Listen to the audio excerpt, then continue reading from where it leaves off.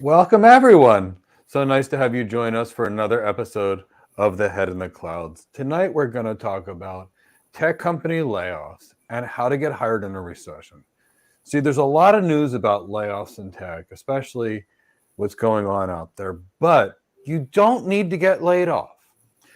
You can still get hired, and we have students getting hired still all the time. And again, you don't need to be laid off. I've worked in technology for over 25 years and I've never been laid off, and you don't need to either. And we're going to talk about those tech career secrets to make sure that no matter what the economy is, you're going to have a good career. So we'll talk about layoffs in tech 2023. Again, more about getting hired in a recession. We'll talk a lot about recession-proof tech jobs. Some people like to call them recession-proof IT jobs, but to me, they're all tech jobs. And we'll even talk about the best tech jobs in a recession 2023, because I want all of you to have an unbelievable career. Tell us where you're at in the chat box before we begin. I am here in Port St. Lucie, Florida. To me, this is a very important topic. Every day you're hearing news headlines about being laid off, and yet we're still getting people hired. And a lot of these people don't even have experience, and they're getting hired for jobs that in the job description, not that we believe in them at all, they want 5 and 10 years experience. So the point is all of you can do great, but you have to think like a hiring manager. You're going to have to think about the business that you work for, think about the business's needs. And when you understand the business and what's going on, you're always going to be there and you're going to be in great shape. I know Chris has some things he wants to talk about before we get into our discussion. Maybe Alonzo will want to say hi, and then we'll actually kick off our discussion to make sure you understand how to get hired in a recession and how not to be affected by tech company layoffs. All right. Yeah. So let's talk about a couple of things. So the first thing I want to talk about is this Thursday. We have our How to Get Your First Cloud Job webinar, or How to Become the Ultimate Cloud Architect, whichever one you want to refer to it as. That will be this Thursday at 1 p.m. Eastern Time. You can join myself, Mike, and Alonzo, where we will talk about everything that you need to know to become the ultimate cloud architect. We'll talk about what type of experience matters when becoming a cloud architect. We'll talk about what hiring managers want in a cloud architect. We'll talk about what the cloud architect actually is and is not. We will talk about the job descriptions and human resources, and then we will give you a long list of everything that you need to know to become the ultimate cloud architect. Of course, we'll talk all about our programs and how we can help you become the ultimate cloud architect. So make sure to register for that. That's completely free for you this Thursday at 1 p.m. Eastern Time with myself, Mike, and Alonzo. Next thing I want to do is I also want to make sure you're aware of our free Cloud Architect Guide, covering the same important information, but in written format for those of you that might not want to spend time with me, Mike, and Alonzo, or if you don't want to take advantage of the opportunity to ask questions in real life. If you want to forego that opportunity, we've got a free guide for you that you can just read. So make sure you get that guide. But we also encourage you to attend that webinar as well. Or better yet, do both of them. Read the guide and then come to the webinar ready with questions. Next thing is our interview webinar, our interview guide. We've got our free interview guide. This goes into all the secrets and tips that you need to know to prepare yourself for winning the interview. Now, it won't give you everything. We've got an interview training program for that, but it's at least a primer, at least a starter to help you get your feet wet and know what it is that you need to focus on. So make sure you get that resource as well. And then, of course, make sure you're following us on LinkedIn. Make sure you follow Mike on LinkedIn. Make sure you follow Go Cloud Careers on LinkedIn. Mike is a bit more active than the business page. I mean, the business page, just like any business page, is fuddy-duddy, not too fun. But Mike is fun. Mike is exciting. Mike is always sharing things and always doing things. So make sure you're following all of those. And of course, there's a pinned message at the top of the chat box where you can see our website as well. Visit our website, learn about us, see some testimonials, see our staff, read about our staff, read about our instructors, look at our media publications and content, check out the website. Check us out and see how we can help you reach your dreams. So that's all I've got to share. I want to throw it to Alonzo next. Alonzo, you got anything to tell us about layoffs and job situations and all the good stuff out there?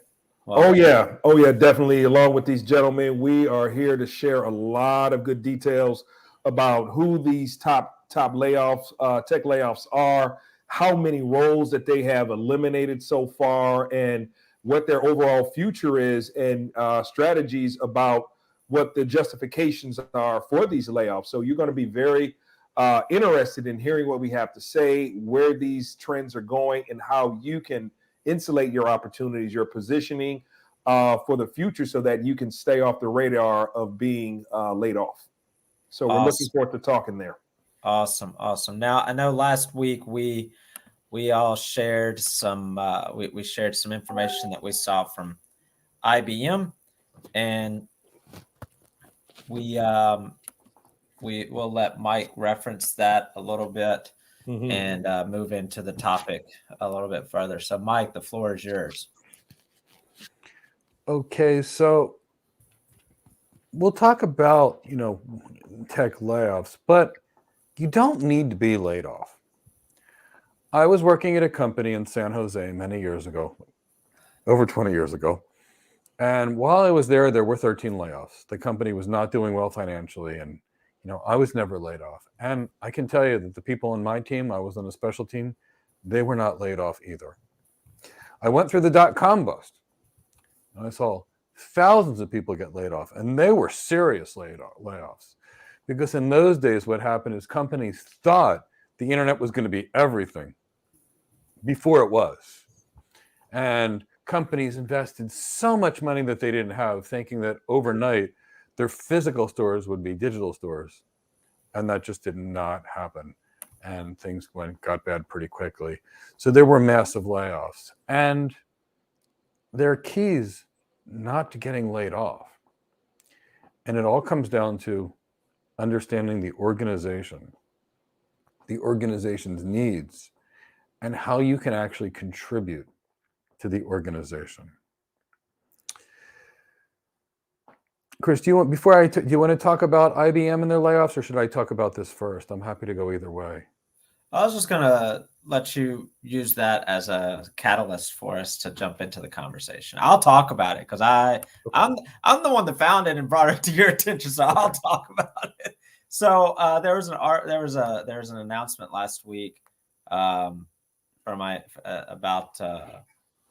layoffs from IBM, that they will be, I think it was 7,800 positions will be affected roughly, that they will not be filling these positions. So technically it's not a layoff, but as these positions become available, they will not be available.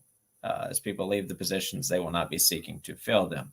And these are positions that are directly impacted by advances in technology, artificial intelligence, and are not customer facing, that are not revenue generating. They are your non-front office roles, so to speak, people in the back offices, people in the hallways. So that is just one example of the most recent pieces of news that we've seen out there. And it just follows a trend of news that we've been seeing ever since last year when we started talking about this same topic. We've been talking about this topic for over a year now. And I'd like to get Mike and Alonzo's thoughts on this as well, that because it's been happening for over a year now, this isn't something like what Mike is. It's not similar to what Mike is about to talk about, and this is not similar to what happened in 2008, 2009. Not at all. What we're seeing is the aftermath of crazy growth and some unsustainable growth, and some uh, just over overspending, over expenditures, and for a short time, for many things that were just only short time needs. So we're really just seeing a correction, at least in my eyes. We're just seeing a correction back to what is normal growth. I think it's mostly that. But after surviving, I've been through about 20 layoffs in my career. And of course, I've never been laid off. IBM was honestly the first people to be honest about some of the things that were going on in their layoffs. The reality is this, and this is who gets laid off and who doesn't get laid off. And I'm going to make it real clear. Unfortunately, I'm a straight shooter and I talk very straightly. So, some of what I'm going to say, it's all reality, but some may not be pleasing to certain people, but it doesn't matter. It's reality. And I want you all to have a great career. First things first is when we're talking about business, especially a publicly traded company, and the people that hire for the most part, big tech staffs, are publicly traded companies. The CEO has a primary job to increase shareholder value. Now, what does that mean? It means make the stock price go up.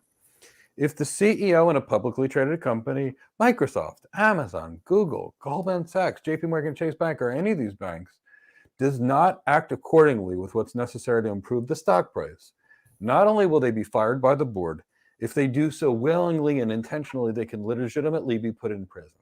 So the CEO has to make that business succeed, or and the stock price grow whenever possible, or mitigate the losses in a down economy. Now, how does it do this? If the organization's revenues typically go up, their stock price goes up. If their even if the revenue can't go up, but their profitability goes up because they cut expenses, the stock price can also go up. And what goes on in economic downturns or recessions? People spend less. If I spend less money going to the Amazon store, they have less revenue. If they have less revenue, in order to maintain the same level of profitability, they have to cut costs. So we'll talk about who they cut. The people that are bringing the revenue in don't get laid off unless they're bad at their job because they're bringing revenue in. You pay a sales rep $200,000 a year or $300,000 a year, but they bring in $100 million of revenue. They're not costing the business any money. If you pay your sales rep $500,000 a year and they generate $100,000 of sales, chances are that sales rep's not going to be there next year, unless the sales rep that's earning $500,000 a year is working on one of those billion-dollar deals, and it's a long sales cycle, and it's going to take them a long time, so the company's willing to keep them. So if the people are tied to revenue, and they're effective at producing revenue, they're the less likely people to get laid off. So who are these people? They're salespeople, account managers, account executives. They are cloud architects and solution architects. They are sales engineers. Those people, as a rule, as long as they're doing their job and doing it well, are the last people to get laid off. Now, who else is important? Customer-facing positions. And all salespeople are customer-facing positions. But there's some other jobs that still matter. There are people that need to go interact with the clients to get key information from the clients, to maintain relationships with the clients. The people that are working on an organization's most profitable clients are also safe. So if you work at a big tech company and they're doing layoffs, and let's say Comcast was the company's most important customer, if you're working on Comcast, you're not going to get laid off, assuming you're doing a good job. So kind of keep that, because you're tied to something strategic to the company. Now, who's the first to get laid off? Well, honestly, it's the low performers. I hate to say that, it sounds terrible, but they're the first to get laid off. Why? In a company, you're going to have 5 to 10% that are your all-stars. You're going to have 5 to 10 of your people that are terrible, and you're going to have the medium people. You're never going to get rid of your all-stars. You're going to keep them. And you're not going to get rid of your best. So organizations typically get rid of the bottom 5 or 10%. In fact, many organizations look at layoffs as an excuse to get rid of the bottom 5 or 10%. Why would they want to get rid of the bottom 5 or 10%? A lot of reasons.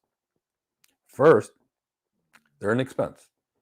Secondly, if I have 3 people on the team, me, Chris, and Alonzo, if one of us is not doing our job, the other 2 people do more.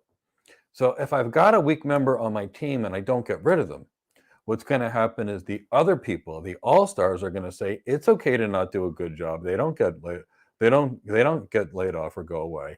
I'm going to work less. The morale is going to be bad. And what's going to happen is the good people will leave and the bad people will stay. And then I've got all bad. So again, it's a bad situation.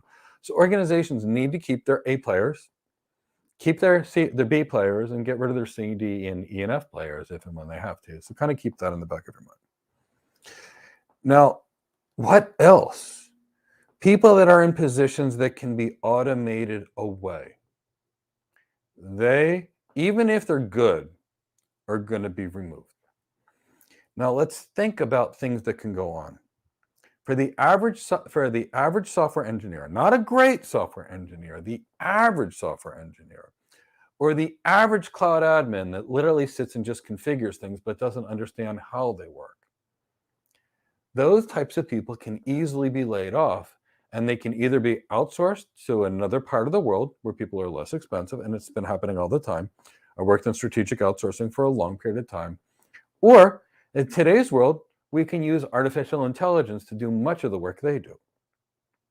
Now, if you've got a rock star software developer that's really, really great, assuming they're pleasant to be around, you're not going to get rid of that person because generative artificial intelligence isn't going to do the work as good as they are. You're going to keep that person. You're going to get rid of your bottom people. You're going to have that person use generative AI and edit the templates, and that one person can now do the work at 10. So again, losing your bottom player. So the key is for the people in the technical roles that aren't generating revenue, they got to be the most pleasant person on the team, the person that volunteers for all the work, and the person that's a rock star. And that's how they stay safe. I had a technical post-sales role. We'd be in team meetings. Here's what every team meeting's like in every company. The hiring manager says, I need someone to do this. And here's what happens. Everybody hides. They go to their computers. They cover their eyes. They start eating. And then there's one person in the room that says, I got it. I got it. Be that person that shows the hiring manager that you have or your management team, I got this. Guess what? If you're on important projects, you don't get laid off anyway. And if you show yourself as the person, regardless of the role, as the person that's a volunteer, you're not getting laid off. You don't lay off your best. So there's that. So going with that, volunteer if you're in a technical role, a post-sales role, volunteer for the most critical projects. If you're in a pre-sales role, still volunteer for the most critical projects. If you're on that, again, you're not getting laid off. So who else gets laid off? Toxic people. Who are toxic people? People that walk in the room and complain about everything, people who hate their company, people who hate their job, people that are mean to others. Why do companies consider them to be toxic people? If I've got 20 people on the team and they're all happy and doing a great job, and one person comes in and all 20 of them are so frustrated they can't work, now I've got nobody. It's toxic. And companies under good environments will get rid of them, but in a bad economic environment, they need everybody to be there. Now, who else does not get laid off? As a rule, people that bring out the best in others, people that are flexible, and people that are well-liked. So whatever you do, work on your social skills and be there. Now, positive people also are the last to be let go. Positive people bring out the best in others. So don't be negative, don't complain, and also while you're at it, don't gossip. People that gossip are also potentially considered toxic by leaders, and they're the left to go. So if your company's doing a layoff, don't talk about it. Continue to do a great job. Don't say anything negative about your company. Keep plugging in like you're there. Ask your manager, is there anything, big projects I can take on? Is there anything that I can do to help? Sure, there's that. And who else gets to stay? Adaptable people. The people that you think are just going to do whatever it takes to get the job done.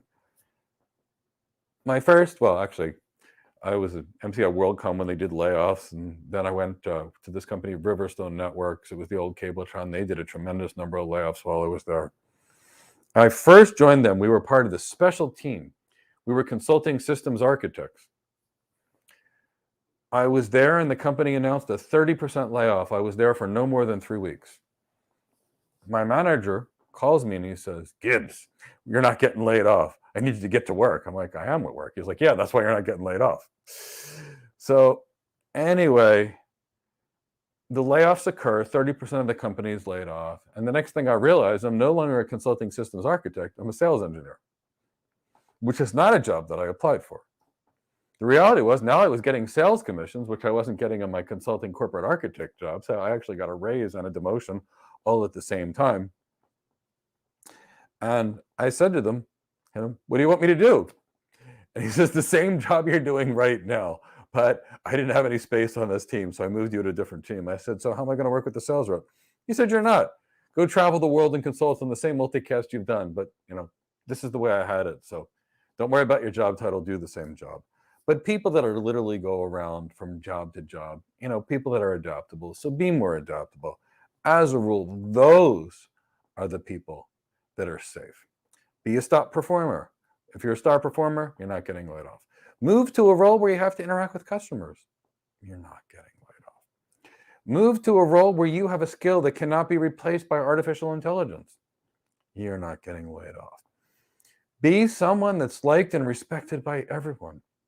You're not getting laid off. Work on critical projects, and you're not getting laid off. But when times are a little tougher, and they are right now, you can still get hired, but make sure you're at your best, and you show yourself as your best every day, and you make it known to your manager the work that you're doing to make that team successful and to be much more successful. How about you, Chris or Alonzo? I got lots to add into this, but I want to hear what Alonzo has to say. I mean, he said it all with a lot of different things when it comes to recession and being everything that you need to be successful. So I'm kind of like, since we think the same way, he caught me at a loss this time. So all right. Well, then I'll ask. Then I'll go. Just for the sake of the audience and me, because my memory is not that great. Have either of you been on the laying off side of the layoff? The one having to do the layoff, the one having to determine who gets to stay and who doesn't get to stay? No. Only once did I have to remove someone from my team. Someone. Yes. Okay, so not a full scale layoff. Not a full-scale layoff. All right. So I was so selectful in who I hired, and I was so selectful in who I allowed on my team that, as a rule, thankfully, I've never had to do one. I know you have, though.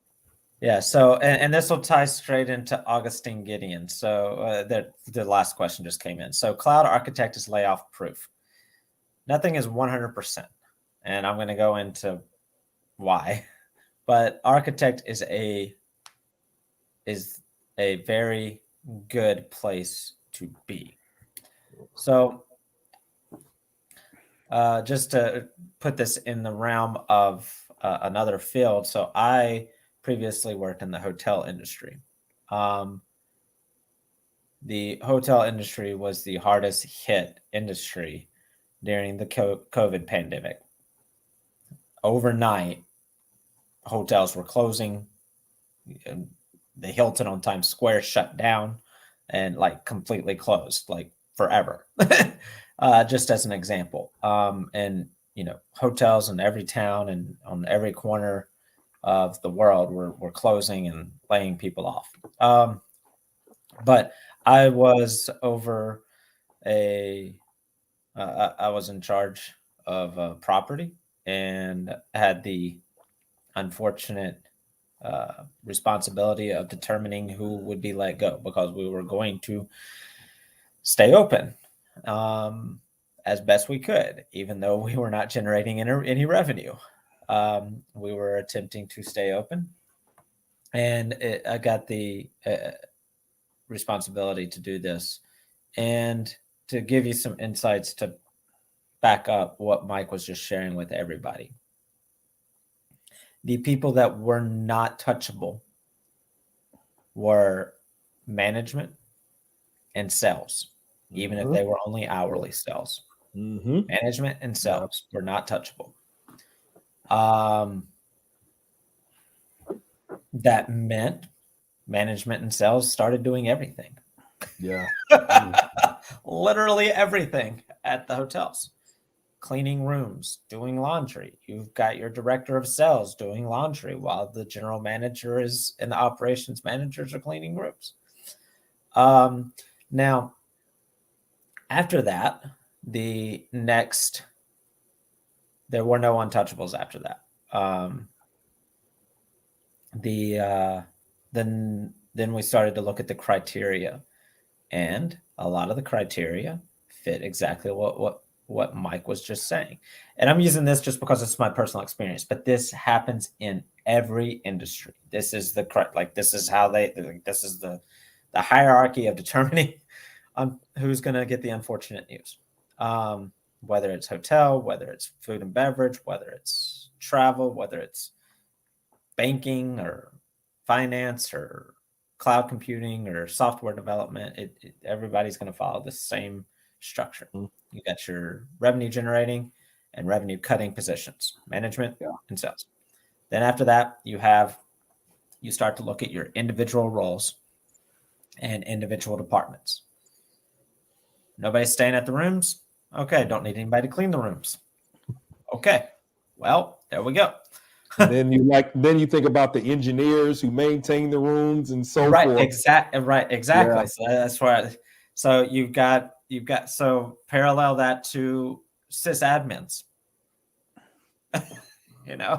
Nobody using the services, nobody to maintain the services. So housekeeping was next. Now, who got to stay? Because you can't get rid of all your housekeepers. Because what if somebody ends up staying? What if you end up getting a contract and you get a whole book of rooms? Well, then you find those that have showed their interest in other positions, volunteered for days off, or not days off, but to say, hey, let me be the first person on the call list. If people call out, I want to be the first person to call. Do you have any more responsibilities for me to take on? Those people, those are going to be the people that you're going to be looking at to keep on. If you're going to be eliminating 50% of your department, you want those that are adaptable, those that have showed interest in furthering their skills and in furthering their capabilities to help the company. After that, you look at the likability. Just plain and simple, plain as day, likability, not just for you, not if you like them, but in the hotel industry, we get surveys. If I've got people that have been getting called out by name in surveys, you best believe that those people are not going to be towards the top of that list to let go. They're going to be they're going to be down at the bottom. So if the customers like them, if other employees are liking them, if they bring that it to the team and to the company, you best believe that they've got an advantage in this situation. So right here, we've talked about adaptability, volunteering for things, stepping up, being a shining star and being likable. Like all of these things are the things that tied into the people that were able to stay. Poor performance, absence record, detracting from the team, causing issues, gossiping, creating drama in the workplace. All of these things factor into who's going to start moving up towards the top of the list to get let go. So I wanted to share that. I had the unfortunate experience of eliminating almost 80% of the hotel's staff during COVID because nobody was staying at hotels. So you can imagine the how much we went through to try and figure out, and sometimes we had to look at what these seemingly trivial things are the things that will determine this person or that person. You got two people in the same room. What's gonna make it or break it? So I thought I would share that. That's really poignant. When you think about the trickle down of how technology, the more it increases, the more the need for roles that require automation decreases. And you think about overall where people are with their competency, with their desire to evolve along with that technology, and how you're not, if you don't stay with the current, then you fall behind, and then that provides even more opportunities for you to get laid out outside of that. So it's a lot of dynamic that people have to watch out for. They have to be good at their job, be liked at their job, be able to provide the necessary means to help generate revenue, to be able to adjust, be willing to cross-train with responsibilities, but also never rest on your laurels. As technology continues to move forward, you have to be willing to understand how those trends are going to affect your current condition and be able to move accordingly and not stay static, which I've seen a lot of people do.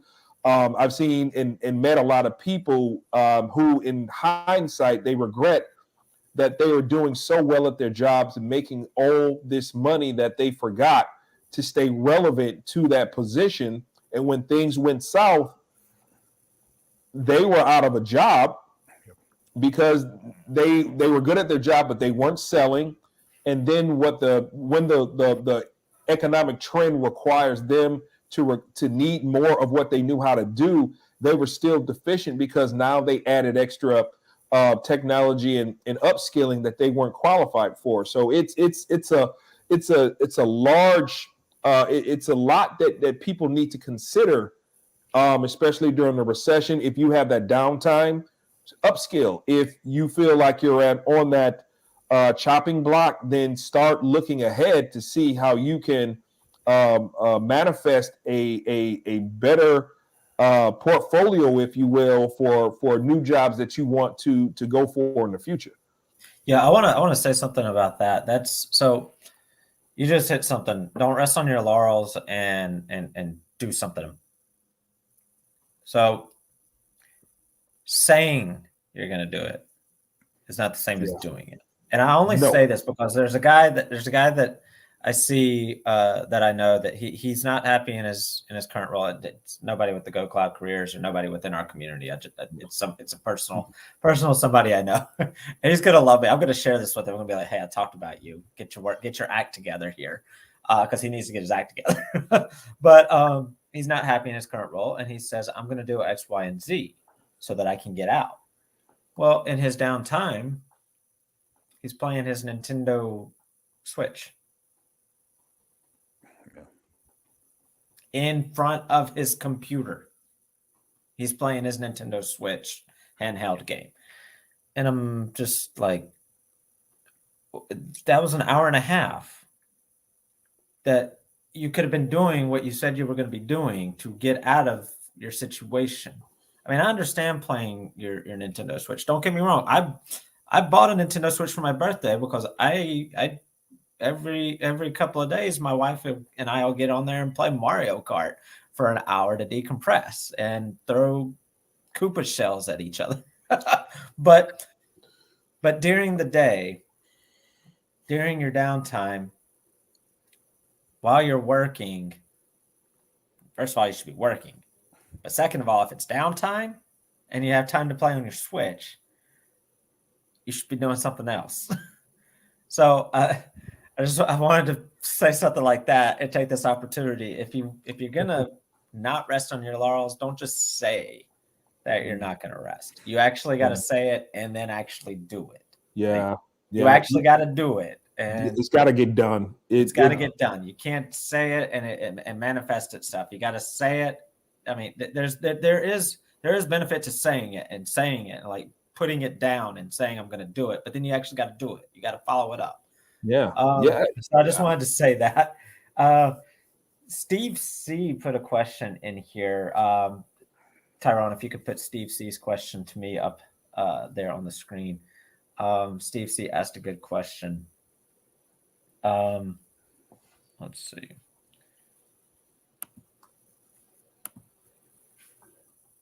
Steve C says, were likability and positivity able to be high on your list of factors for evaluating people to stay? So this is my experience. And I actually had a previous experience working in HR during 2008 in the casino industry, which you can imagine how the layoffs affected the entertainment industry in 2008. So my two experiences, there's no, let's look at this, then let's look at this, then let's look at this, then let's look at this. It's a puzzle that you have to consider all the pieces together. And this is just my experience. And I'm sure Mike and Alonzo can talk from their experiences, having Mike lasted through 20 of them. But there are some things that there are some factors of it that can go, let's look at this, then this, then this, then this. But once you get past the first one or two, it's just a big puzzle piece that you have to piece together, because somebody could be the most positive and most likable person in the world, but they don't have any, they haven't done any contributions. They haven't volunteered for anything. They haven't taken on any extra things. They're absent. They can be likable and positive all day long and not be reliable. I've had employees that have been that I liked them. They were very likable, but they were completely unreliable. So no. In my cases, in my experiences, is that the likability and positivity are those types of things that are part of the bigger puzzle that you have to piece together. It's not one of those. The only thing in my experience, when if you're looking at a ordered list, you've got performance. Yes. Whether it be sales performance or if it's a non-sales role, just job performance. And then you've got hard factors like absences and disciplinary action and things like that. And then after that, it's a big puzzle. Mike, what are your thoughts? Is there an ordered list? I totally agree. First, it starts with, are you revenue generating or customer facing? And after that, are you good at your job? And do you actually work? After that, that's when these factors come into play. And being in tech, somehow tech has attracted a lot of people that don't talk to each other or are just not happy people. They just hide behind their computer. Yeah. And when you're dealing in tech and you're dealing with a world where you really need team collaboration, because tech is all about big teams. After the ability to do the job and actually doing the job, it really comes into play a lot, because a lot of people in tech are just not happy people. And you can run a meeting in tech and have 50 people on a call and have 3 people with their cameras on. Those 3 people with their cameras on are the last to get laid off. Those people who are hiding with their cameras off. You mean the last to stay? Yeah. You said the last to get laid off. Oh, the people with their cameras on that are working are the last to get laid off. I thought you said 3 people with them off. Oh, no. Sorry, I'm like, if they got them off, I don't have any connection to them. Yeah, exactly. So if you've got 50 people and 3 have their cameras on and they're doing their job, they're staying. Those 47 that are off, they're gonna be who you go. You have no connection to them. You don't know them. You've got no relationship. They might as well be hiding on another planet. And you got to look at it this way. If you have to fire someone or lay somebody off, it's hard. If you hate them, it's easy. Get out of here. If you like them a little, it's not pleasant. If you like them a lot, it's torture. I mean, it's truly torture. Well, and if along the same line, the likability and positivity, when you start to look at them one-on-one, like the individual people, that's when those likability and positivity enter the fold, and it's like, okay, what can we do? Is there somewhere? Yeah, is there something that can be done? Maybe maybe a different role, maybe a different, Mhm. so on and so forth. So, and that's that bigger puzzle piece, that bigger puzzle that we're talking about, because you got your top 2 or 3 things that just, because it is a big puzzle when it comes down to these things. Because even if somebody doesn't meet the criteria to stay after 1 and 2, they're not immediately laid off. We put them in a bucket. Yep. And then we come back and we say, okay, let's look at this puzzle. Let's look at this person. Mhm.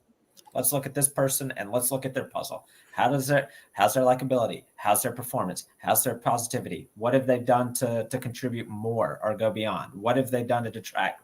And then we start to piece it all together. Yeah. And exactly, Chris. And the piecing it together is, okay, now what's the future of the company going to look like? And who are the people that we need to get there? Mm-hmm. If this person's adaptable and learns easy, they've got good, strong fundamentals, they can learn it quickly. This person really brings out the best in others. They're super emotionally intelligent. They're a little weak here, but they're motivated and can learn. Mm-hmm. Keep this person. They're a part of the solution. They're going to heal people. This person's pretty talented, but they're already negative. And when people get laid off, they're going to just destroy what's left. Get rid of them, no matter how that was what I was going to mention. It's like, what is the balance? What is the you got someone that's likable, but their skill set may be limited, but they're willing to do the job. They're willing to roll up their sleeves, versus that person excellent at what they do. They're bringing in the money and everything else, but they're totally toxic, hard to work with, and so forth. So it's kind of like it's kind of like triage at that point, and trying to figure out, not only from a short and long-term perspective, but once things recover, where are they going to be? How are they going to be for the organization? And are they going to continually wear down the existing people in the department, or what? So it's kind of like, those are some really, when you boil that down and you think about, okay, short-term pain, or we're going to deal with long-term disaster dealing with this person. And I've seen the people that are responsible for making that decision make the wrong decision. And that toxicity drove so many people out, because that they were looking at the short term. Mm-hmm. That, okay, this person can keep us afloat because they're going to be able to bring, they're such a high performer. But they did it at that point, because you've trimmed down so much, that what toxicity there was before the layoff was okay. It was okay, because it wasn't like there was some I had some buffer, you had buffer between a little, because there was so much fat, so to speak. But once you trim it, once that was trimmed down, and that toxicity was in a smaller confines, those people, the good people, got driven out. And so that, that's where's that line? Like you said, it's really tough. And as managers, we all have different perspectives. Yep. I will keep a hard worker with higher potential over an experienced person any day of the week with less oomph in them, less energy, enthusiasm, and dynamicness, because I can train anybody to do anything if they're the right person. But I can train motivation. Yeah. And I can train willingness, and I can train, someone being, motivated. I remember I worked for a company, and they laid off one of the most critical people of the team that was there, and they evaluated him wrong. It was a pure techie tech company. The reason it didn't so well is, while everybody else focused on the business, they focused on the tech. And you got one company that's competing on business transformation, another company that's like, look how fast my router is. The company here's how fast my router is lost every deal, hence all the reason there were layoffs.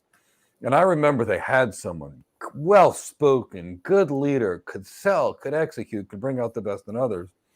And he was laid off by somebody because he wasn't technical enough.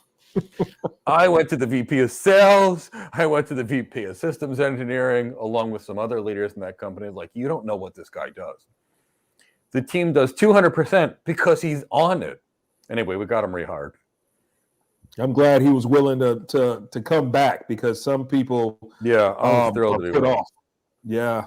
Yeah, You know, I honestly didn't know if he would. He's gone on to do some pretty amazing things in his tech career, big things. But I remember looking at it like, you got to look at, who's part of the solution. It's not checkers, it's chess. Yes. Strategy is key, and that's what it comes down to, is being able to see the big picture, not because someone doesn't fit that manager's personal profile of likability or competency, but what is the overall benefit for the company. I mean, granted, you have to help support the manager's goals, especially in those tough times, but weighing those increments, like, in any particular game in rugby or in football, those inches matter. So being able to bring that success into the red zone or into the end zone, if you will, is important. And but I guess it comes back to, what kind of manager is that person? Are they successful? Are they able to be successful departmentally from an organizational standpoint? And how are those determinations going to be helpful, especially in those lean times? Yep. So I'm thinking, and I'm thinking about, like, right now, when we discuss, gentlemen, like, what are these reductions that are going on in the organization? I have a list of some companies that, and I can talk about or share, how many folks that they've laid off thus far. Actually, please do that. But one thing before we get to that, as a warning for anybody that's been laid off, don't post about a layoff. Because most employers know the people that are laid off are the weak members on the team. So if you post, I've been laid off, you're signaling to future employees that there's potentially something wrong with you. I'm not saying there is. Sometimes great employees get laid off. They're part of the division that gets cut, for example. But don't say I've been laid off, because it's automatically conjuring up something that's wrong with you, and it's positioning it. The same way, don't say I went on an interview and was rejected, because guess what? You're showing other people that you weren't good enough, and you're planting the seed. So, Alonzo, I definitely want you to get to that. I just thought it was pretty important for those that are laid off. Show your positivity. Yeah. Show your flexibility, your willingness to work, your energy, your enthusiasm, your passion. Show those things. Alonzo, yes, please go into those numbers. Sounds awesome, everyone. Okay, Mike and Chris, these are the companies with the biggest workforce reduction so far this year. And Amazon is taking the top spot with 16,000 roles. Alphabet is coming in at 12,000 roles. Microsoft is coming at 10.1, almost 10.2 thousand roles. Meta, a solid 10,000 roles.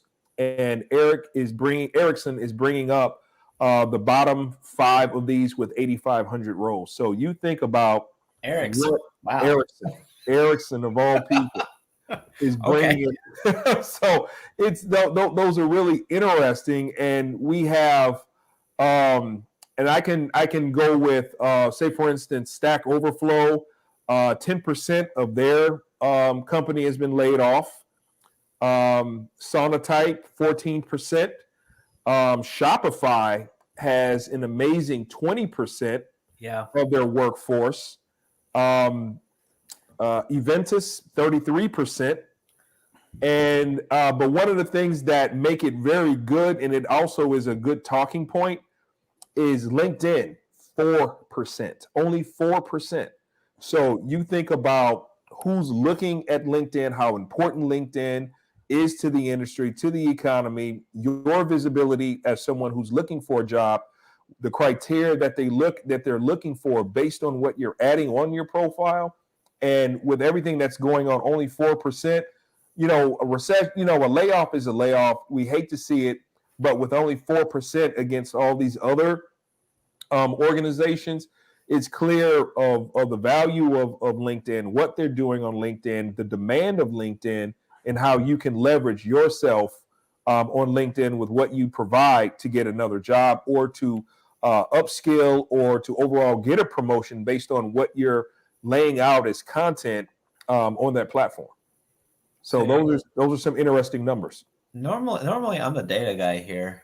So I feel a little weird. Yeah. Well, All right. I So learned a lot from you guys. So, I definitely, if it's not BGP, then it's data. So I'm always adapting. what was the And actually, while we're at it, because I saw the question in the chat box, if you want to know how to get your first cloud architect job, and a certified solution architect professional is not going to cut it for the person that asked that question, please download the free guide as well as attend the free How to Get Your First Cloud Job webinar.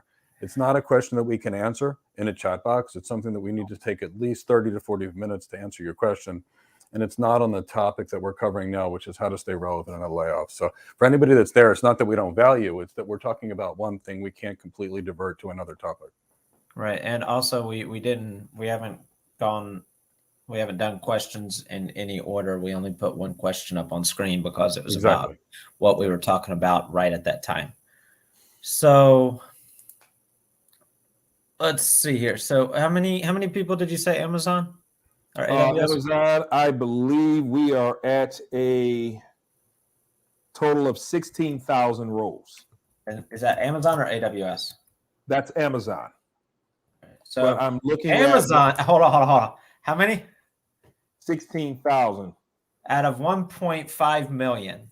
That's a drop in the bucket. I'm just saying. That's why I asked if it was Amazon or AWS.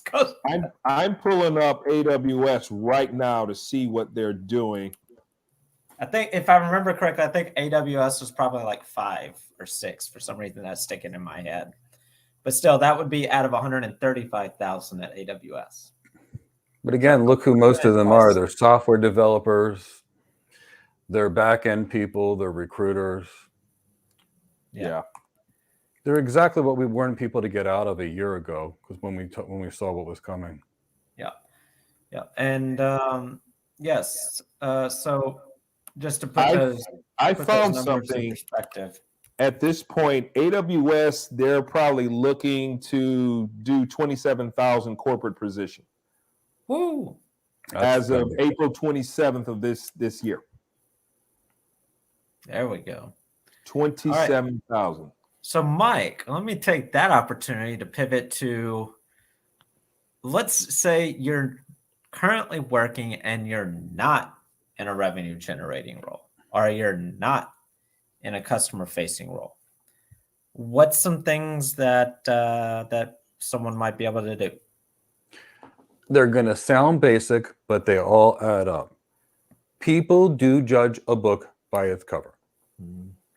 And when we communicate, 55% of the message is what we look like when we say something, 38% of the message is what we sound like when we say something, and only 7% is the actual content. So if you have the opportunity to work remote or show up in the office and be seen by your hiring manager. Dress better. If we understand that 55% of communication is what you look like, and we know that organizations don't lay off the weak, put on a good suit or at least something good and show up to work each day. You look stronger. I can tell you in history, if you look at presidential elections, except for a few times, every time the person who won was taller. So go in there and make an impact. Now, what does it take to move to revenue generating positions like solution architects, cloud architects, sales engineers, sales reps? It takes soft skills. It takes executive presence. It takes emotional intelligence and a whole lot of empathy. It takes good leadership skills, and it gets good sales skills, for example. Presentation skills, develop them. Go develop them. And make it clear to your management that you have them, because you know who they're going to need afterwards? People with those skills.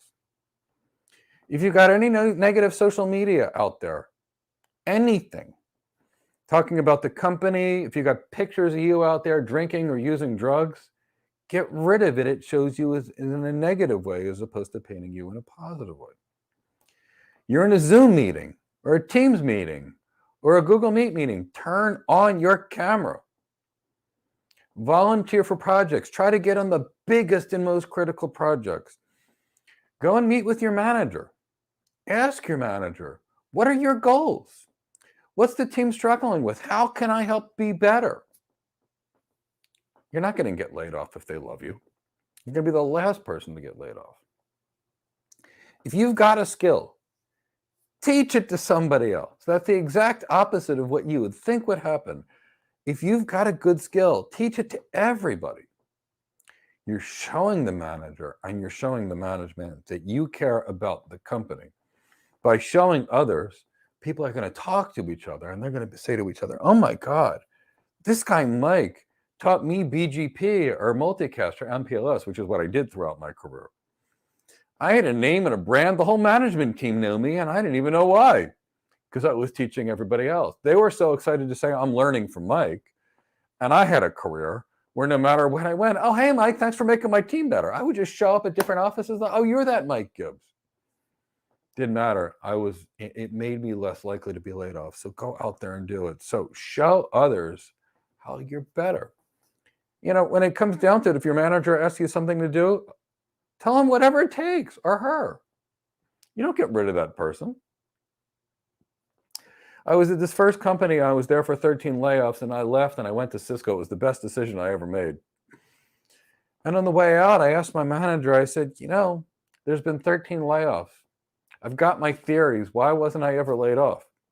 And he said, well, first, you are damn good at your job. And he said, but beyond that, he said, every time I asked you to do something, no matter how crazy it was, you'd say, whatever it takes. Let your management team know that you'll do whatever it takes, that you're a part of that team, as long as it's ethical, legal, and honorable. That's my thoughts there. Right. Words of wisdom from Mike there. So let's get into some of these questions. Yeah. If you're okay with that. Yeah, let's roll. All right. So I'm going to take the first one because I asked some clarifying questions. Because I didn't quite understand it at first. So I'm gonna talk. So Anakin Cloudwalker says, once hired as a cloud architect after completing this program, will the company I'm hired at teach me what I need to know? Right now, I only know how to design, present, and sell.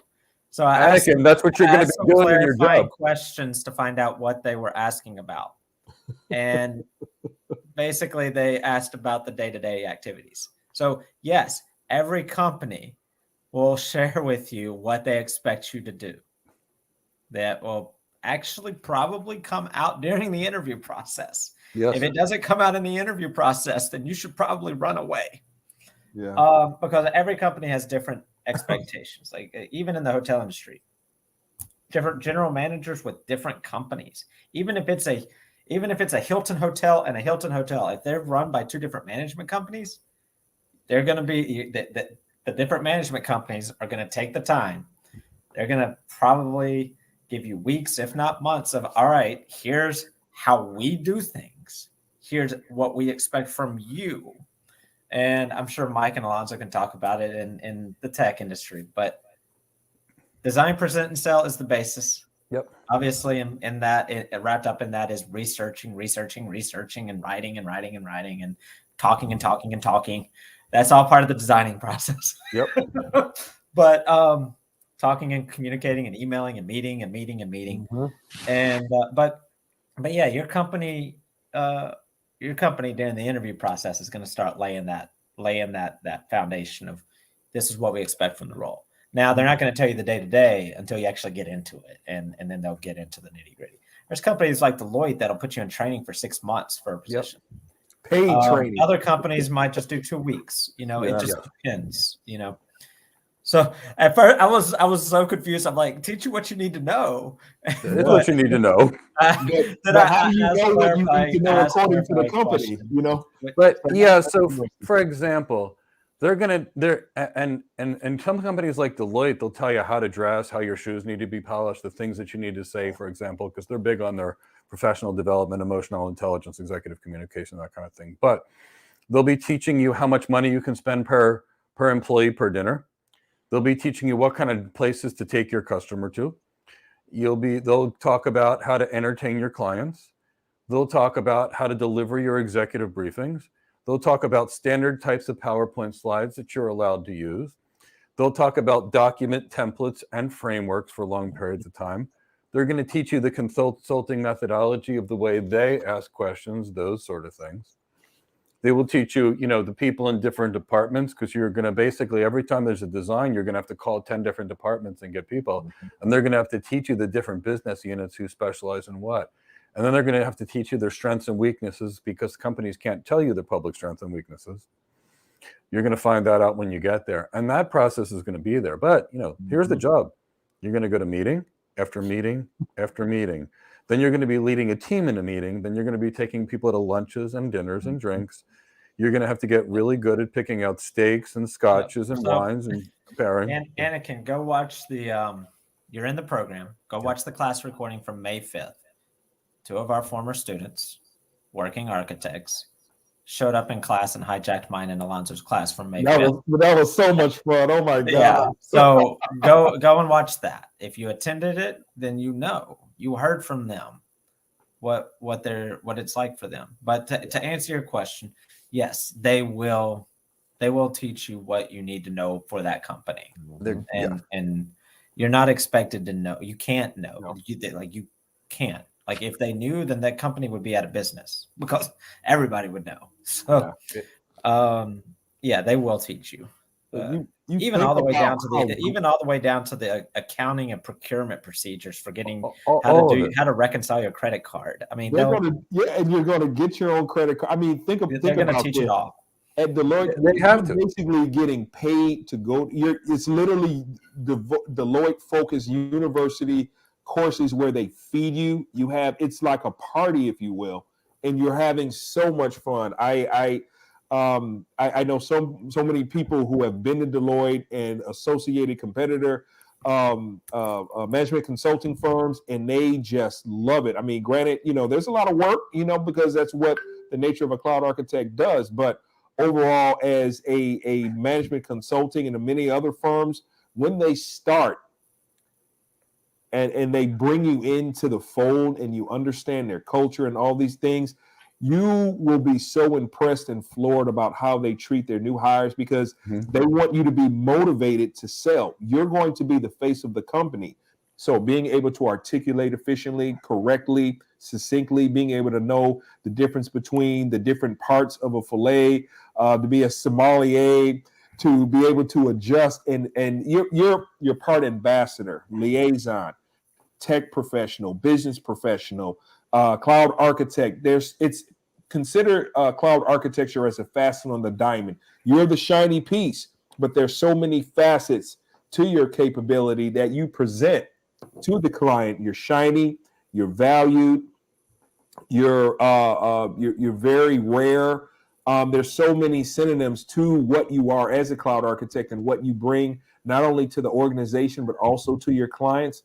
It's a fun job, and it's awesome. So I'll get off that horse and focus on these questions. So while you're at it, Alonzo, before we get to that, how many of the people that have gone to these consulting firms, and architecture is a consulting position, were taught when they got there which fork to use? All of them, because that's one of the things that's taught. It goes part of that design, present, and sell, Anakin. Yes. They'll even teach you that in many cases, or expect you to know it depending upon where. But a consulting firm would even teach that.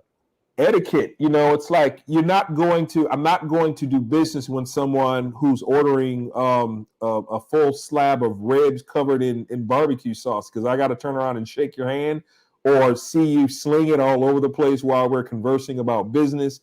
Brand, which we teach all the time, there's so much more than your technical prowess or your ability to present, but being able to command the room. You go in there, people want to look at you. They want to know who you are. They want to know what you bring to the table. They want to know how you present, because if you can command that person or that group of people by just coming in the room, looking shoulders back, looking great, or any professional ensemble that you have is going to be great. But we can get into the weeds on this all the time. Let's get back to answering questions. And I believe Folashaki had something for us.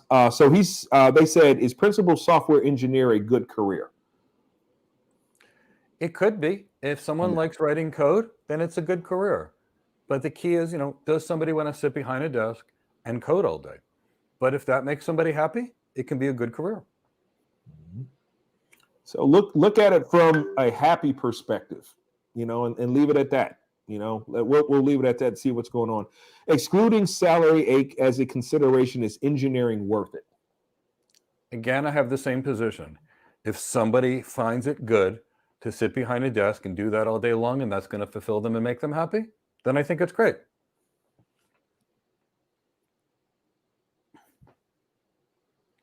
How do you avoid gossip when someone wants to discuss what someone else did or said? How do you steer the conversation away from that? You can be like me, or just be blunt and say, I don't want to hear it. Because you could ask Mike and Alonzo. Sometimes I'm blunt. I wouldn't say that. I would just say, I'm really focused. I'm really busy with work, and really have a lot of things that I need to take care of right now.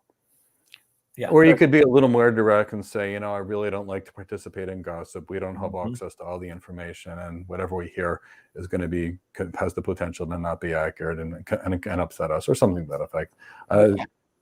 Yeah, let's do it, and there's different ways to also do it. They're like, well, I don't like such and such. I don't like the way they do it.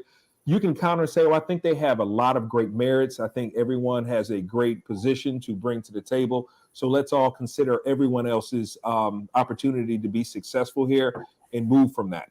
And you can be diplomatic. You can also, in your way, say, I don't buy into what you're saying. It's not productive here. I wouldn't even say go somewhere else. Tell them this in your way, in the diplomatic way, stop it. It's not productive. Yeah. So people will know from that negative person, because I've seen it firsthand how a group of negative people in leadership was so toxic in a project that everyone rolled off of it. They did not want anything to do with these people. So, and then also from someone who wants to discuss, if you're going to lend that ear, then you're going to be a part of the problem through association. So stay away from those people. They're a pariah to your career, to the project, and everything else. So if you can't mitigate that risk, then stay away from it. I had a colleague one time, and it took me a while. It actually took until I didn't work with them anymore to realize what they were doing. But anytime somebody would bring stuff up in the break room or at when the boss wasn't around or whatever, they would Uh-oh. Did we lose Chris? No, my cat popped the door open. Sorry. So, but but anytime somebody tried to do it, they would just go, "Huh." no matter what or what little the person would say or how detailed the person would get with their gossip, they'd just be like, "Huh, yeah." That works too. That's all they would do. And it took me until after I stopped working with them to realize that was their way of not taking part in it. They would acknowledge that you said something to them, essentially, but they would just get right back to work and be like, get right back to work. So yeah, like Alonzo said, you find your way of doing it. And that was that person's way of doing it. Yep. It wasn't mean. It was just disinterested, which is, you'd rather be known as the disinterested person than the gissy gossip. Let's see. Here's that question that popped up earlier that we were referring to. So, I am wet behind the ears with the AWS world, but I managed to get my solution architect associate pro cert. I think that's too many A's. Solution architect professional cert. Beyond what's in the test to pass, what else do I need to know to be comfortable during interviews? So, as we mentioned earlier, when you thought that we had skipped your question, join us on the webinar Thursday. That is hey cat.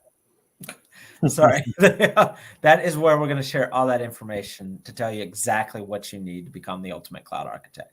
We spend 30 minutes presenting and telling you everything that you need to know.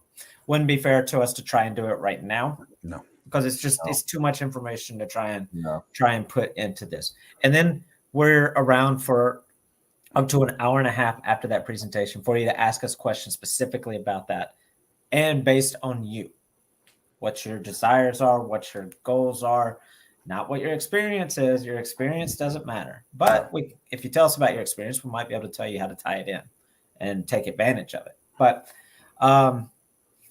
please come to that webinar. The certification isn't enough.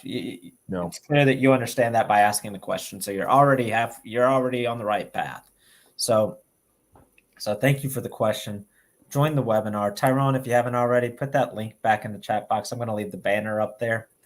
And if you'll just put that link back in the chat box for us. And we hope to see you there, Self. So let's see. Okay. Okay, got to Steve's question. Okay, here's Anthony's question. As a solution cloud architect, do you have to become persuasive and have strong sales skills? Anthony, absolutely. Our job is to design, present, and sell a technology solution to our customer. In order to sell it, you better have good, strong skills.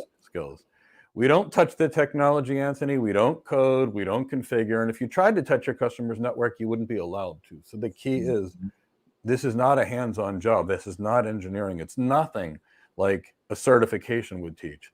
But you're going to have to talk to your client and figure out what their needs are.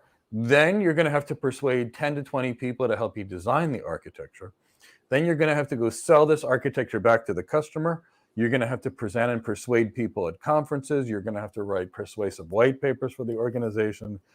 This is critical skills for any of the cloud architect or solution architect roles. These are pre-sales roles, and without sales skills, no one will hire you. So make sure you get some training in that. Yeah. We train all of our people in persuasiveness and sales skills and many other things.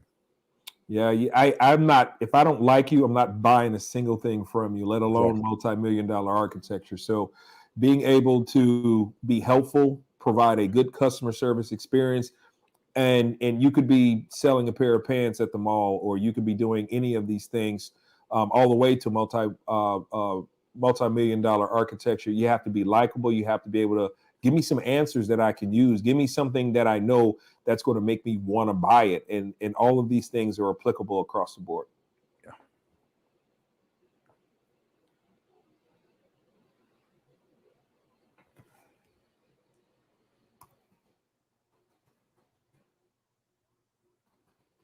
So when we are ready to interview, should we say we have already left our previous role? And if not, how do we answer why we are leaving our current position? Honestly. Not too honestly sometimes. We read.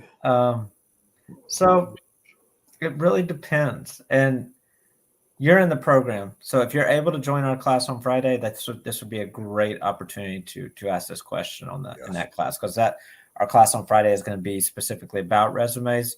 So even though this isn't a resume question, it's in that same vein. If you're not able to attend class, pop this question into one of the Slack channels, so that we can get into greater depth about this. But this is a very common question. Yes. You would want to keep it simple, like you're looking for a better opportunity. I mean, that's if you're leaving your current position, it's obvious that you're looking for a better opportunity for yourself. And then you can build off of that. Exactly. Or more career growth, or a position in your desired field. Just keep it positive. Yeah, exactly. Don't overthink it, but do be prepared for it. But that's a good starting point, and build from there. But definitely, if you're able to come to class on Friday, do so. Bring that question to us. Put it in the Slack community as well. You'll get feedback from other people, maybe people that have had that question and gotten past the question and gotten the job. Gotten hard. Yep. Steve C. Okay, so just commenting. Angelo's in the room. Hey, Angelo. Yes, I look rested. I feel rested. We'll see how long that lasts. Purnell asks. Hello, Purnell. What Welcome. fundamental things should a person with no experience really aim to showcase during an interview in a down economy for a cloud architect? That is a great question. It is. First, it's the same things you would ever want to display and what hiring managers care about. What do they care about? Can you do the job? So you're going to have to demonstrate real competency. 2, can they trust you? Which means don't lie. 3, do you know your limitations? If you've got 5 months experience, 0 experience, or 50 years experience, you can only know so much. And the reality is you need to know what you know and know what you don't know. Now, what else are they looking for? They're looking for your communication skills. Demonstrate stellar communication skills and the way you answer those questions. Beyond that, they're looking for energy, enthusiasm, and passion about the job. So show it. Now, this is more important. Show your willingness to do whatever it takes. You want to do that on any interview, but especially during a recession, because those people are getting hired. Show that your emotional intelligence and how you communicate with others and that you can bring out the best in others. Show or extend that you're a team player, and show them that you're willing to go above and beyond, and show your positivity and your leadership, and you'll get hired.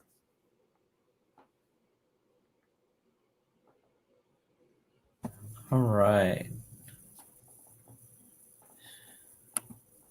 Angela's comment: be likable and competent. Basically, be a smart teddy bear. Yes, like yeah, mine. exactly. or a stuffed teddy bear lion. Yes. Steve said it is a wise thing to be valuable and hireable when times are tough. Become a hot commodity in a tough market. Yes. Yeah. Yes, Steve. And guess what? When the market gets better and you were a valuable commodity in a tough market, now you're a super valuable commodity in a great market. Mm-hmm. And it's like this. That's the way business cycles always work. And they'll do a lot of things that you'll be impressed to see to keep you, because they know the value that you bring to the table. They'd rather pay you more than have you work against them for a competitor. Exactly. And guess what? When you work in a recession and the weak people get laid off, that offers opportunities to move up. Many of the weak people could be management. Maybe they were great techies, but somebody made them a manager, but they're a bad manager, and poof, now you just became the manager, or other things that have happened. So tough times are a good chance to get ahead. And then when that's done, get ahead even more. All right. So Richard says, Chris, that takeover was epic, referring to Arun and Jermaine taking over mine and Alonzo's class from 2 weeks I'm ago. so glad that they did that. And both of them were hired with 0 experience after our training program. Yeah. Yeah. Hey, Richard. Yeah, it's always good to see you. From Anakin: if you get great with ChatGPT, should you teach others or keep it to yourself so that it gives an advantage? Doesn't give you any advantage to hold knowledge to yourself, Anakin. If you can make the team great and raise the value of the team, the company can do more. They don't have to do a layoff. So no, don't keep it to yourself.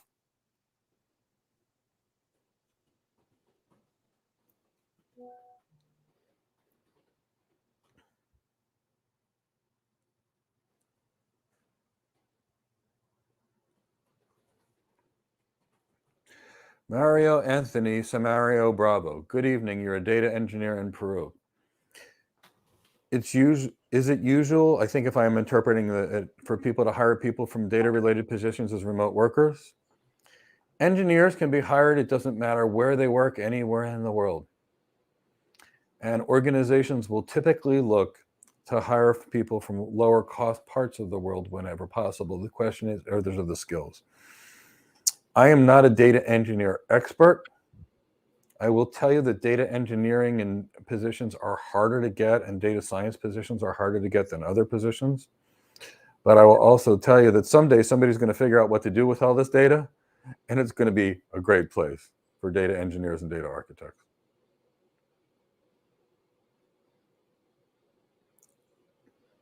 From Angelo: how should someone decide if and when to switch from an architect engineer job if the employer is actively laying off coworkers? And how does someone know their worth and if the company wants to keep them? Angela, you got a couple of good questions. If I was an engineer and in a bad economy, I would go to school and learn how to be an architect and get out of engineering as a rule, unless I loved engineering and wanted to stay there. Now, personally, I think there's going to be a new engineer of the future, an engineer with better communication skills, better leadership skills, better executive presence, and they're going to look halfway like an architect, because I expect to see a lot of engineering layoffs as ChatGPT and other generative AIs get better. Remember, they're beta now, and Microsoft just put $10 billion into it, and now Google's got their Bard and everybody's investing into it. I see a lot of engineers getting laid off. Now, at the same time, I see a lot of architects getting hired, because the more technologies that are there, then the more you're going to need to have people that know how to combine them and leverage them to improve the business performance. The tech at some point is going to start configuring itself. And so I, as a rule, engineer of the future, yes, but I'd be trying to get out of engineering unless I loved engineering. Now, how do you tell if somebody likes you? If you interact with your manager, read their body language. How fast do they respond to your emails and your phone calls and your text messages? Is it instant? They like you. Is it slow? Are they busy, or do they not like you, for example? Are you in a meeting and you feel like you're being left out? Not a good sign. People that are getting laid off, they're just not going to be put on new projects and things like that. Talk to your manager's manager periodically. What do they look? Are they happy with you? Do they look positive? These are kind of the good things. How does someone know their worth? Inherently, we all know our worth. In our heart, we know if we're doing a good job or a bad job. We know if we're phoning it into the employer, or if we're putting in a hard day's work. We know if our work is excellent or if our work is mediocre. We know in our heart. And I know you, Angelo, and I know this isn't you, but if you really look at yourself, are you proud of everything you're doing? If the answer is yes, chances are it's quality work. Would you want your manager's manager's manager or the CEO of the company looking at your work? If the answer is yes, guess what? Chances are it's good work and that person's not getting laid off. Would you be embarrassed if the CEO sees it? Well, if you're putting out work like that, that person's getting laid off. So it's kind of that, but also it's the social outcasts that are often laid off. So if people aren't talking to that person, or they all of a sudden become a social outcast, that's not a good sign either. So that's kind of the way. But it's all about how the company talks to you. And if the company stops putting people on projects, I may have said it, that's the time to start looking for a new job, because they're basically phasing the person out of everything important. Either of you guys want to add anything? I agree. How does someone know their worth? They're coming to you to solve problems. Your brand is intact. You're known for helping. If you don't know the problem, if you don't know the solution, and you're going to find it, show that determination, show the ability to be the first one to volunteer, the last person to leave. It's those incremental actions that people can see, that you're the one that they want to keep. You're the one, and it's not going to be a knee-jerk situation. This is going to be something that you've been doing before things got lean at the organization. So there's a thing in the military where your reputation starts the day you walk in the door, before you even become what you want to be. And the same thing is applicable here. You go through that door, you're asking questions, you're providing the support, even if you don't know anything, but you're willing to put your arm up and say, hey, how can I help? I may not know much, but I'm willing to lend that support. I'm willing to go do X, Y, and Z. They know that, they see that, and that consistency that goes along with it is what's going to not only increase your personal self-worth, but everyone is going to see that as well. And that's why they'll keep you. And if they don't, then they're not worthy of you anyway. And you're going to find a place where you want to be and where they value you. Yeah, I think Alonso hit the nail on the head. If people are coming to you, then your worth is, then they recognize what your worth is. If they're not coming to you, then either A, they don't recognize your worth, or B, you've given them a reason not to trust you. Yeah. So, and I'm not saying that they're going to come to you for everything, but they'll come to you. Like they'll come to you with problems or help, asking you to help, or asking you for insight or clarification, or just coming to you. But that will be an easy way to determine if your worth is recognized and if people trust you. And Mike hit it on the head. How do you know your worth? You know your worth. Yeah. You know what you're bringing to the table. That's You know something, Chris. I would dare say that when you go through our development program, you're going to know your worth because you're going to know how competent you are. Yeah. And I've seen that, how people who are uncertain when they first walk through the door, proverbial door, and versus when they walk out, they are quote unquote monsters. When it comes to them being capable and competent, and it reflects in why people are willing to pay them these salaries based on what we teach here. And to be clear, you're only talking about those that are actually doing it. The program works if you do. Yeah. Yep. Just buying it doesn't do anything. No, I mean, people that this is not an ASMR course. Yeah. Augustine asked, what do you think about DevOps engineers with regards to layoff? Augustine, I expect a substantial number of DevOps engineers to be laid off. Here's what's going on, Augustine. Many of the DevOps engineering scripts can be done with ChatGPT, and it's only in beta phase. Secondly, with cloud computing and remote work, it doesn't matter where my employees are. So I'm the CEO of a publicly traded company, for example. Let's say I was the CEO of any tech company. What is my legal job to increase shareholder value? What is my fiduciary duty to increase shareholder value? Not to make my employees happy, but to increase shareholder value. So if I had a choice of hiring a DevOps engineer in the US for $200,000 a year, or a DevOps engineer for $56,000 a year in India, which is equivalent compensation when adjusted for cost of living, why would I hire as a CEO anybody in the US? Now, this doesn't seem that I wouldn't, but I'm saying that in general, the job of the CEO is to increase shareholder value. And if they act in something that's not in accordance with that, they can be put in prison. So why would they officially hire a DevOps engineer in the US? They wouldn't. So what you're going to see is a tremendous number of DevOps engineers being replaced with automation scripts. Not all. And then you're going to see substantial outsourcing of DevOps engineers to lower cost parts of the world. But I think it'll be a boom for the developing nations, these engineering and roles. Now, if you become a DevOps engineer of the future, which is different, and you develop business acumen and a lot of leadership skills and executive presence and communication, and you can connect to the executives about your DevOps pipelines and how that can improve their business.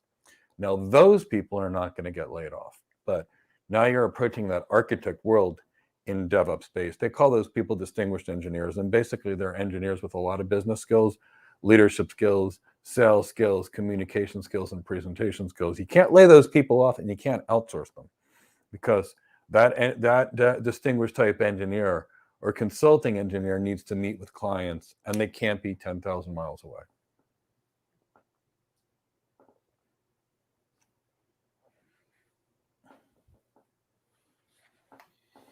From Angelo again. Oh, awesome.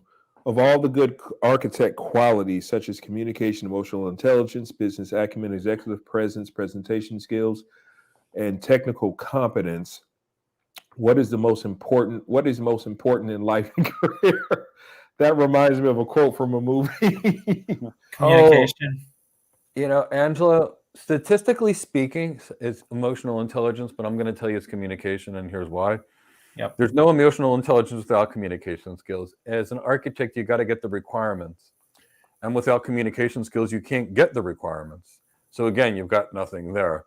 Now, as an architect, you got to sell, and there's no selling without good communication skills. Now, as an architect, you have to lead, and there's no leadership without good communication skills. And even for a husband or a wife or children, if you can't talk to your kids or your wife or your spouse or husband or whatever, that relationship will die. So I'm going to say communication skills, even though statistically speaking, the answer is emotional intelligence.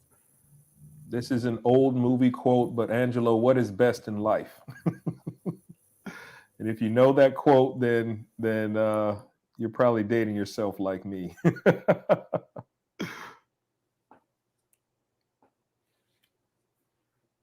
Yeah, I would agree with what Mike said, that the communication is the most important. Yeah. Nothing happens without proper and effective No. communication. Nothing No. at all. Imagine if you say the wrong things to your significant other. How would that go? Or to your manager or to your coworker. So understanding what to say, when, and how is key.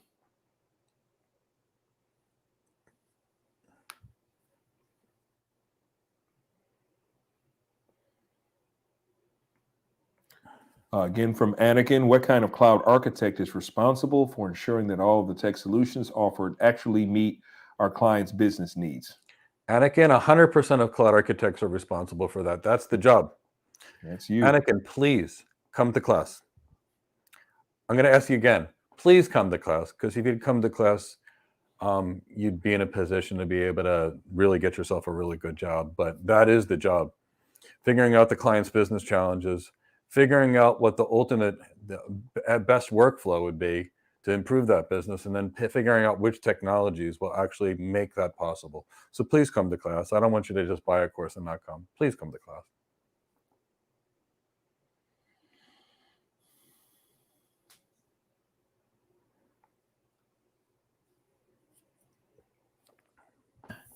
All right, let's see.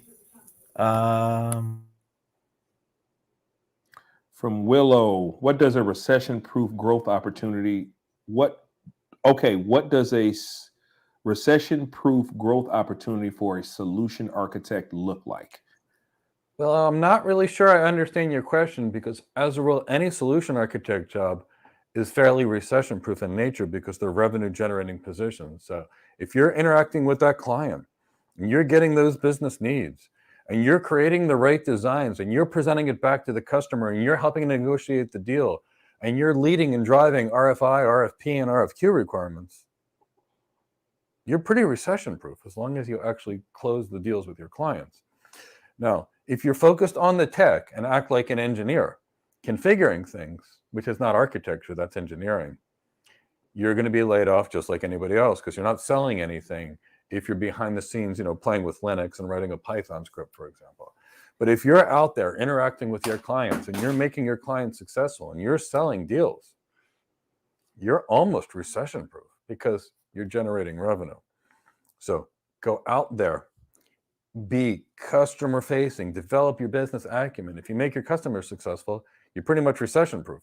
Not only will your customers keep buying from you because you made them successful, you'll develop such a reputation after making your customers successful that you'll get 5 and 10 people calling you each day just trying to hire you if you're good at your job as an architect. Architect job is like a unicorn. It's so hard to hire people because it's impossible to find anybody. You find people, they can pass the certification exam, which is 2 to 5% of the actual job, and they don't get those other 95% of that skills. Just be great at this job. And they're all pretty much recession-proof opportunities as long as you're in the pre-sales environment. All right, Richard says, I can just tell everybody that 2 months at Go Cloud, I've already opened my mind to so much more growth and excitement. I'm only 50 years old with sales and banking experience. I love that. Only 50 years old. I'm glad to hear that, Richard. I know I've seen you in class. I've talked to you. You've been taking part. Yes, your growth over the past 2 months has been great. And I look forward to your continued growth. Keep it up. Keep it up. And we're thrilled to work with you, Richard. And I'm thrilled that you're here and learning a lot. And I see some positive things coming from you as well, and comments that are looking really strong there. Awesome. Yeah, agree, Richard. We definitely have to catch up. I definitely owe you some communication as well. All right. So I want to ask anybody, if you've got any last questions, make sure to get them here in the chat box with us before you miss out. Get those questions in the chat box. So Josh T says, can ChatGPT and Bard replace architects in the future? No. Mm-mm. And that's why these are such good careers. See, the more tech that comes there around, the more we need people that can actually understand the business goals, the business needs, the business pain points, and business challenges, and figure out what is the best tech. But how do we get to that information, Josh? Well, you got to gather the information from the people that know it in the business. The C-suite, like the CEO, the leadership, like the VP level, the management team, and even the frontline workers. We also need to gauge the customer experience to determine how that company works, evaluate what industry analysts are saying about the business and what the media is saying about the business. And that's all a very human process. Now, in order to gather information, Josh, from someone, they got to like you. And, there's a lot of relationship development in this world, Josh. That's why as an architect, you may spend $100,000 on lunches, dinners, and drinks on your corporate credit card each year, maybe more, because customers give information to people they like. So you'll be playing golf with your customers, can't automate that. You'll be taking them for dinner. And, even as an architect, you will learn wine and scotch selection and food and wine pairing and things like that, because there's going to be a lot of that you actually do in this job. Now, the next thing, Josh, is you're going to have to advocate for your customers. And only a human can advocate for the customers and also advocate for the organization. You may need to train the organization on the solution that you're going to design for them and how it's going to work. So keep that in the back of your mind that you're going to have to do that. And then there's going to be a lot of leadership, relationship management along the way, making sure people are actually doing their jobs. And you can't do that with artificial intelligence. It's the whole fact that this job is not really hands-on tech that makes it not automatable by IT. We architects don't code. We architects don't configure. We are customer-facing people. We have to have all the business knowledge and persuasiveness and executiveness of an executive and still understand how the technology works. See, Josh, there's a big difference between understanding how the technology works versus how to configure the technology, which is what the engineers are doing. So no, architectural roles, realistically speaking, are not going to be replaced by artificial intelligence, but we can't say that about engineering roles. We see many of them going away.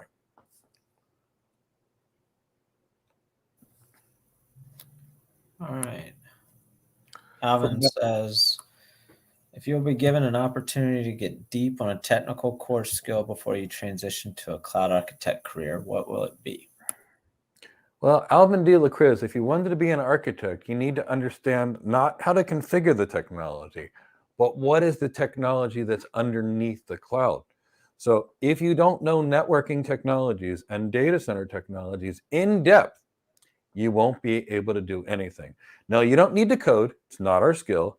You don't need to know Linux, not our skill. You don't need to know Terraform, not our skill. You don't need to know Python, not our skill. But if you don't know what the underlying technology is, what are you taking from the network and the data center to the cloud, which is just a network and data center?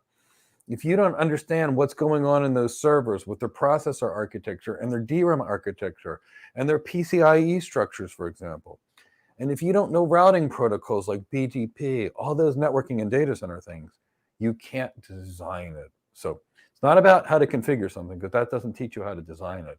Right. It's knowing what is the tech, how does the tech work, and how do those pieces and parts fit together. Those are the technical core skills.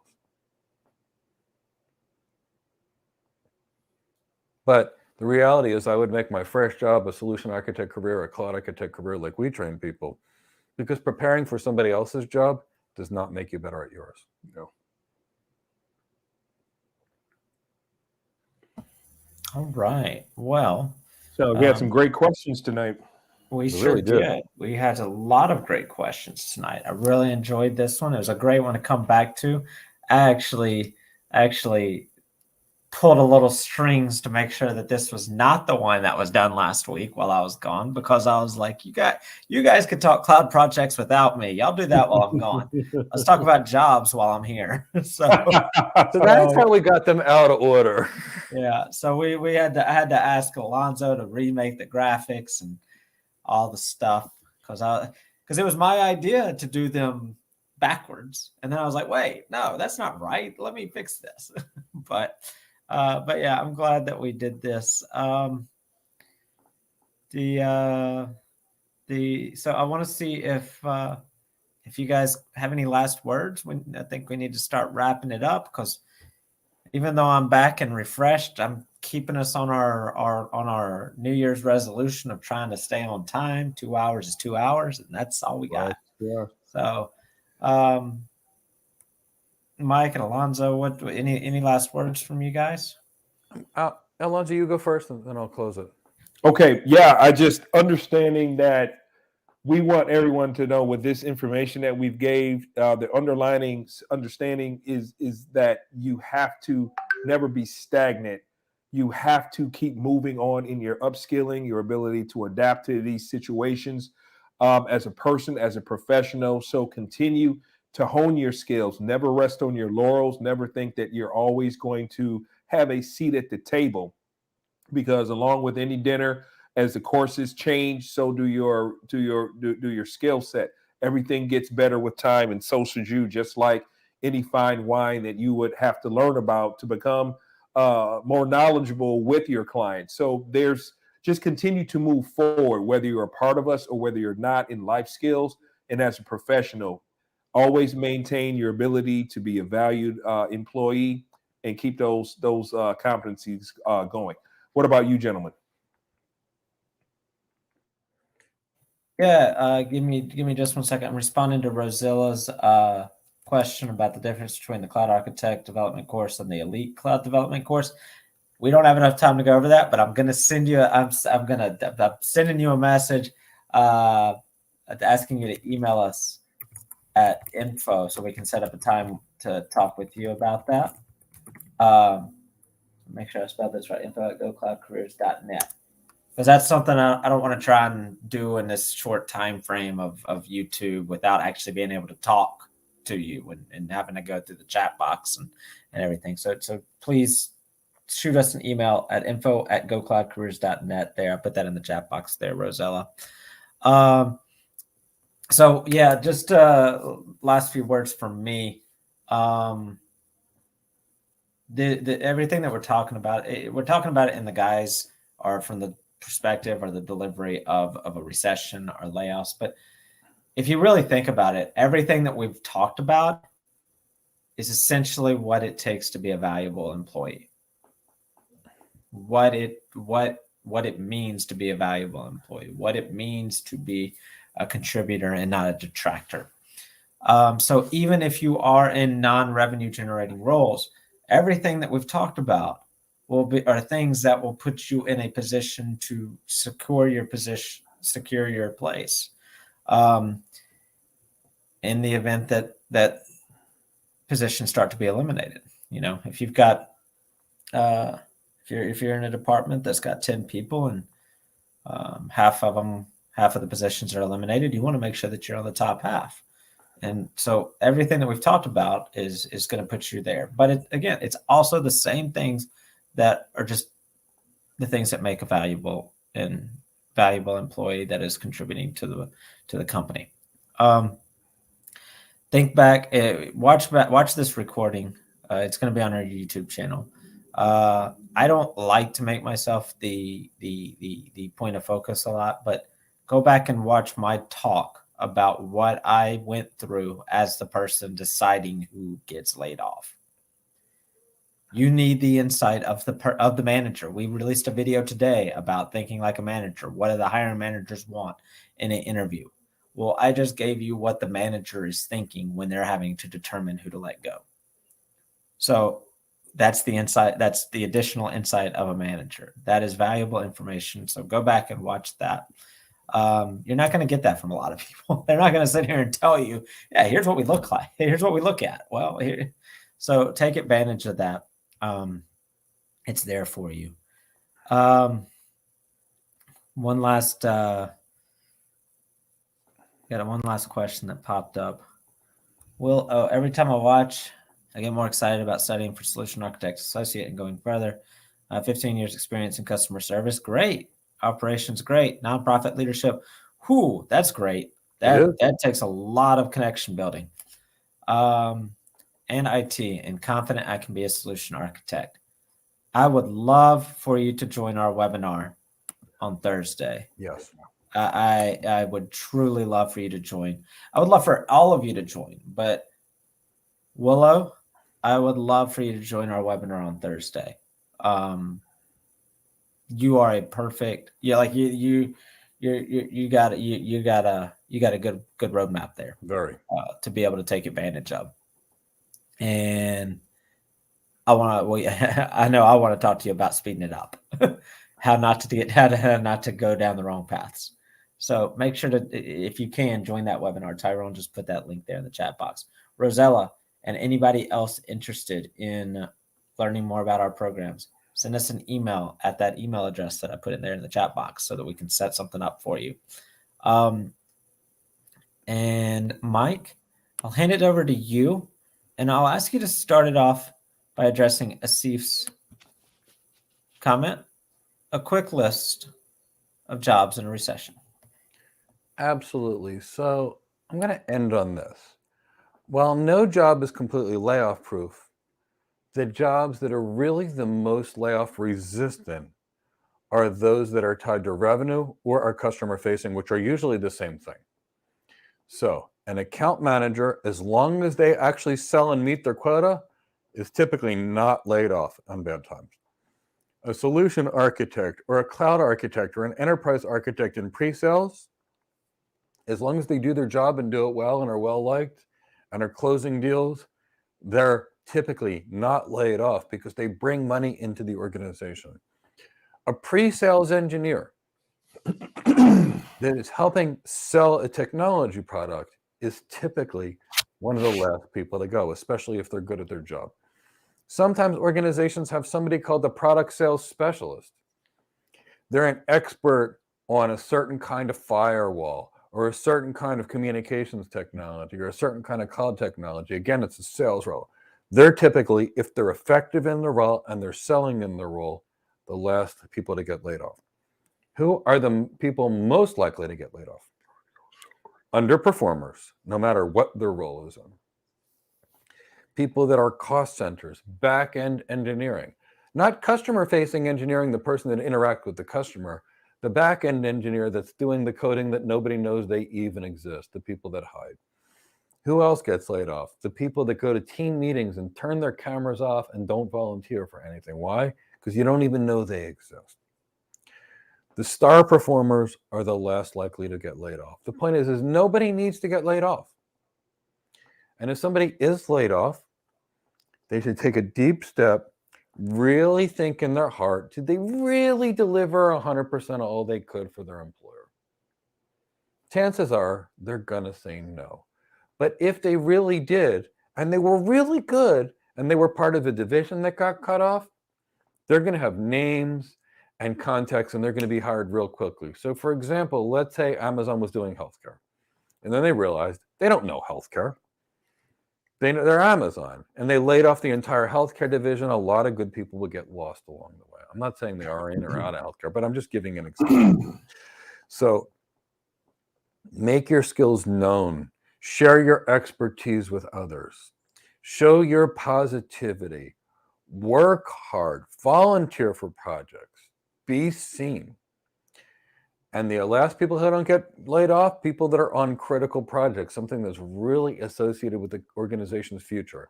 Maybe they're strategic. The organization wants to get a name in a press release. Maybe they're tied to big revenue. Maybe they're tied to their industry name or reputation. Or maybe it's new product development that's really critical.